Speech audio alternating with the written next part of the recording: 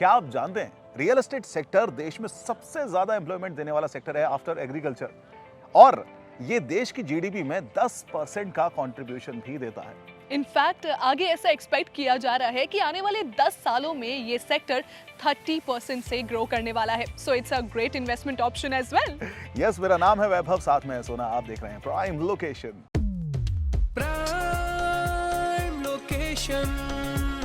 Prime location ये show आपकी बड़े से बड़े रियल एस्टेट प्रॉब्लम का आसान सोल्यूशन देती है एंड आपकी रियल एस्टेट की जर्नी को काफी स्मूथ बनाती है। तो चलिए इस जर्नी पर चलते हैं और सबसे पहले जानते हैं कि आज के शो में आपको क्या मिलने वाला है।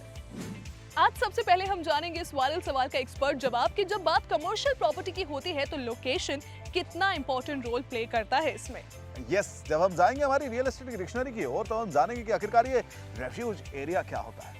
आगे बढ़ते बढ़ते रेरा सिर्फ बिल्डर्स के लिए जरूरी है, ब्रोकर्स के लिए नहीं। कितना सच है या फिर कितना मिथ है, ये हम जानेंगे आज के मिथ बस्टो में। और आज हम वो 9 ड्यूटीज जानने वाले हैं रेरा की जिससे बिल्डर्स को बहुत फायदा हो सकता है आज की हमारी फुल प्रूफ स्टोरी में। और चलिए अब आगे बढ़ते हैं और देखते हैं कि क्या है आज की रियल एस्टेट अपडेट्स।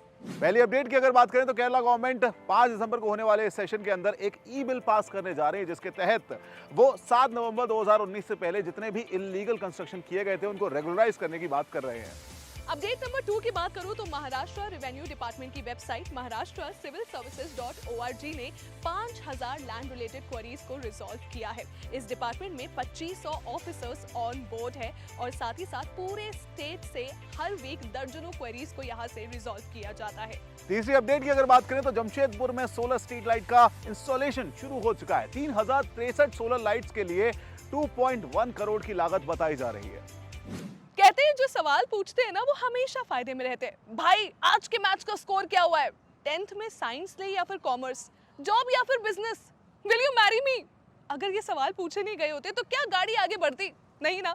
तो फिर जब बात करोड़ों रुपयों की होती है तो फिर रिस्क क्यों लेना भाई? पूछिए हमारा आज का वायरल सवाल। जी हाँ, और आज का वायरल सवाल जो कि आपके करोड़ों रुपए बचा सकता है उसको लेकर आए हैं mister Shrikant from Udaipur. Viral सवाल। वायरल सवाल। हाय, मेरा नाम श्रीकांत है। मैं काफ़ी टाइम से कमर्शियल प्रॉपर्टी बाय करना चाहता था इन्वेस्टमेंट पर्पस से। शहर के अलग अलग लोकेशंस पे जो मैंने रिसर्च की उसमें मुझे काफ़ी प्रॉपर्टीज़ मिली, बट अब थोड़ा कन्फ्यूजन है लोकेशन को लेकर। तो कितना इम्पोर्टेंट है एक लोकेशन, ये मैं जानना चाहता था। श्रीकांत, बहुत इंपॉर्टेंट सवाल आपने ये पूछा और इस इंपॉर्टेंट सवाल का आसान जवाब देने के लिए मास्टर्स इंफ्रा के डायरेक्टर निखिल आनंद सर है हमारे साथ। Sir, over to you.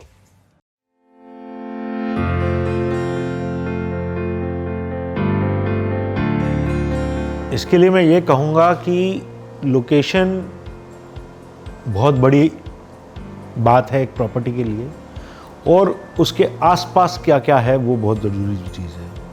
अगर उसका नेबरहुड बसा हुआ है और वहाँ डिमांड है उस चीज़ की, दुकान की, ऑफिस की, हर कमर्शियल चीज़ की, तो वहाँ पर लेना ज़्यादा अच्छा है बजाय कि जो नई डेवलपमेंट्स हैं जहाँ पे सप्लाई बहुत ज़्यादा है वहाँ पर लेने से। क्योंकि जहाँ पे डिमांड होगी, जहाँ पे बसावट होगी, जहाँ पे बहुत डेंसली पॉपुलेटेड एरिया होगा जो, वहाँ पर कमर्शियल चीज़ों की ज़रूरत ज़्यादा रहेगी। क्योंकि रोज़मर्रा की चीज़ें भी, काम करने के लिए, बिजनेस के लिए, ऑफिस की भी, वहीं पे वॉक टू वर्क जैसे एक कॉन्सेप्ट है। जहाँ पे ज़्यादा डेंसिटी है लोगों की, वहाँ पे अगर आप लेंगे वहाँ डिमांड ज़्यादा रहेगी, जब बजाय कि वहाँ पे जहाँ पे नई डेवलपमेंट्स हो रही हैं वहाँ सप्लाई बहुत ज़्यादा है तो वहाँ पे डिमांड आने में वक्त लगेगा। तो आपको ये लेते वक्त ये बहुत ज़रूरी देखना है कि आसपास का एरिया कितना बसा हुआ है, उस हिसाब से लीजिए। Well, thank you so much Nikhil, बहुत ही अच्छी इन्फॉर्मेशन आपने शेयर की एंड आई होप यहाँ पर श्रीकांत और हमारे जितने भी व्यूअर्स हैं उन सभी को उनका जवाब मिल गया होगा। लेकिन आपके जहन में कोई सवाल चल रहा है और आपको लग रहा है कि यार मुझे भी अपने बहुत सारे पैसे बचाने हैं, तो आप लोग भी हमें अपने सवाल भेज सकते हैं हमारे वायरल सवाल के सेगमेंट में। यस, 9506 104 104 व्हाट्सएप नंबर है, उस पर कीजिए, नहीं तो आप कमेंट भी कर सकते हैं।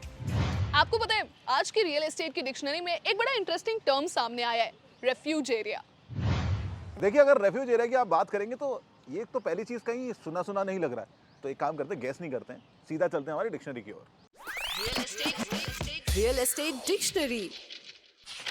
तो अगर हम बात करें हमारी रियल एस्टेट की डिक्शनरी की, तो रेफ्यूज एरिया बिल्डिंग का वो एरिया होता है जहां पर इमरजेंसी के टाइम पर या फिर बिल्डिंग में आग लगने के टाइम पर लोग पहुंचते हैं, इमरजेंसी में वेट करते हैं और तब तक इंतजार करते हैं जब तक उनके इवैक्यूएशन के लिए, उनकी हेल्प के लिए कोई आ नहीं जाता। रेफ्यूज एरियाज में पानी के स्प्रिंकलर्स लगे हुए होते हैं। ये एरिया ज्यादातर इमरजेंसी वक्त के लिए ही यूज किए जाते हैं।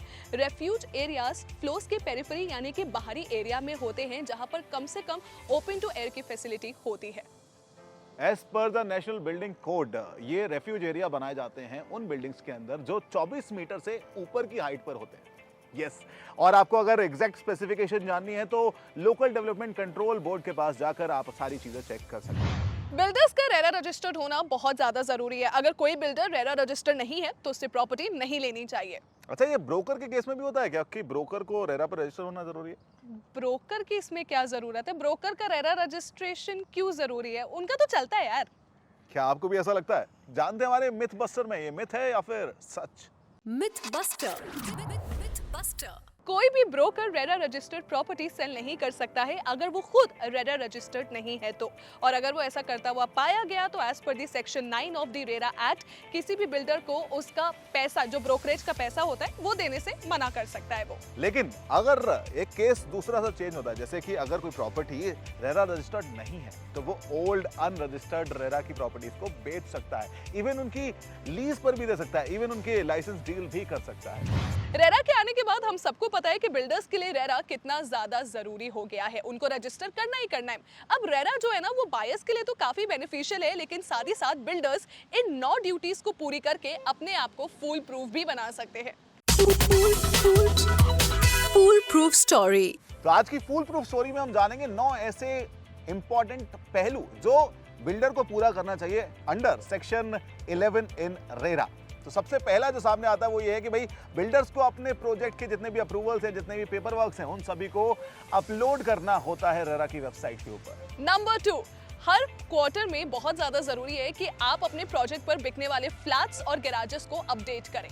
नंबर 3, हर क्वार्टर आपको अपडेट करना होता है कि भाई आपका प्रोजेक्ट का कंस्ट्रक्शन कितना हो गया है। नंबर 4, हर क्वार्टर में अपडेट करिए कि कितने अप्रूवल्स पेंडिंग है और कितने अप्रूवल्स आपने ले लिए हैं। नंबर 5, रेरा के अप्रूवल्स के बिना आप कोई भी सेलिंग या फिर मार्केटिंग नहीं कर सकते अपने प्रोजेक्ट की।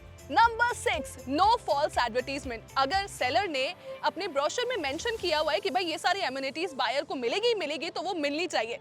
फॉर एग्जांपल मान लीजिए अगर सेलर ने अपने ब्रोशर में मेंशन किया है कि भाई स्विमिंग पूल होगा तो स्विमिंग पूल होना चाहिए।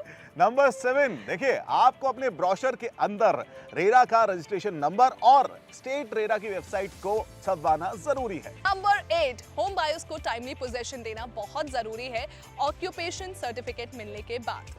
चलिए आखिरी नंबर की बात करते हैं, आखिरी लॉ की बात करते हैं, जहां पर आपने जितने भी लोगों को फ्लैट बेचा है उनकी एक सोसाइटी फॉर्म करना जरूरी है। उसके बाद जो फ्लैट्स है वो ओनर को ट्रांसफर कीजिए एंड वहां का जो कॉमन एरिया है वो उस सोसाइटी के नाम कीजिए through a convenience deed.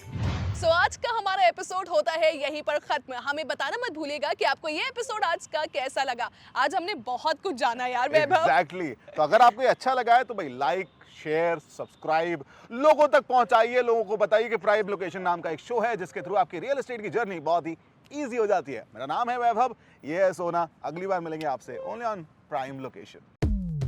Prime location.